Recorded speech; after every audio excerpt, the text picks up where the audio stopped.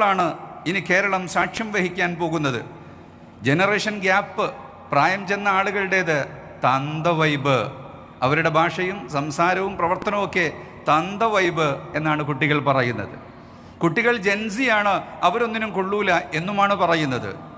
മല്ലം യുവഖിർ കബീറന വലം യർഹം സഗീറന, വലിയവരെ ചേർത്തു പിടിക്കണം, കുട്ടികൾ അണച്ചു പിടിക്കണം എന്ന തിരുനബി സ്വല്ലല്ലാഹു അലൈഹി വസല്ലം തങ്ങളുടെ ആ ഒരു സന്ദേശം എത്രമാത്രം ഇക്കാലത്ത് പ്രസക്തമാണ് എന്ന് നമുക്ക് ചിന്തിക്കാൻ കഴിയും. അതുകൊണ്ട് നമുക്ക് ഈ മഹത്തായ പ്രസ്ഥാനം മുന്നോട്ട് വച്ചിട്ടുള്ള ഈ ഒരു ആശയം ഇവിടുത്തെ മുഴുവൻ ജനങ്ങളെയും തട്ടി ഉണർത്തിയിട്ടുണ്ട്. എല്ലാ ജാതി മതസ്ഥരും ആ ആശയത്തിനു പിന്നാലെ വന്നിട്ടുണ്ട്. ഈ ചർച്ചകൾ മുന്നോട്ട് കൊണ്ടുപോകണം.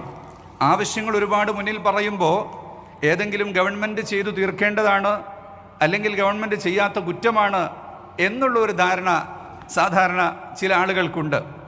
യഥാർത്ഥത്തിൽ ഇത് നമ്മുടെ എല്ലാം ആവശ്യമായിട്ടാണ് ഈ പ്രസ്ഥാനം ഉയർത്തുന്നത്. ഗവൺമെൻറ് ഒരുപാട് ചെയ്തിട്ടുണ്ട്, ഇനിയുമേറെ ചെയ്യേണ്ടതുണ്ട്. അതേപ്രകാരം തന്നെ നാം ചെയ്യേണ്ടതുണ്ട്. ഓരോ പ്രസ്ഥാനങ്ങൾക്കും ചെയ്യാൻ കഴിയും. ഏറെക്കുറെ കാര്യങ്ങൾ ജനങ്ങളെ ബോധവൽക്കരിക്കുന്നതിലൂടെ മാറ്റിയെടുക്കാൻ കഴിയുന്നതാണ്.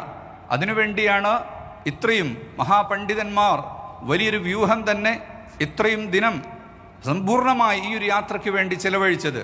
ഈ ഒരു ആശയം നമ്മൾ ഓരോരുത്തരും നെഞ്ചേറ്റിക്കൊണ്ട് സമൂഹത്തിൽ പരിവർത്തനമുണ്ടാക്കുന്നതിന് വേണ്ടി, മനുഷ്യപ്പറ്റുള്ള സ്നേഹം നിലകൊള്ളുന്ന, കുടുംബങ്ങളിൽ കലഹങ്ങളില്ലാത്ത, നാട്ടിൽ സ്പർദ്ധയില്ലാത്ത ഒരു സമൂഹം ഉണ്ടാകുന്നതിന് വേണ്ടിയുള്ള ഒരു പുറപ്പാടിൻ്റെ ഒരു ആവിഷ്കാരമാണ് യഥാർത്ഥത്തിൽ കേരള യാത്രയിലൂടെ സാധ്യമായിട്ടുള്ളത്.